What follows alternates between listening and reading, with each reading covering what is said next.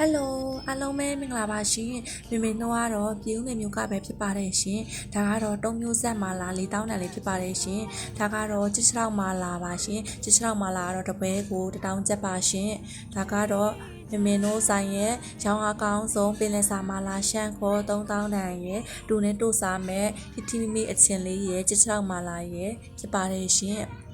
မင်းတို့ဆိုင်မှာချစ်ချောက်မာလာကတော့1000ပါချစ်ချောက်ထောင်ကတော့9000ကျပ်ပါရှင်ဒါကတော့ချစ်ချောက်ထောင်တပွဲရဲ့ပင်လယ်စာအစုံ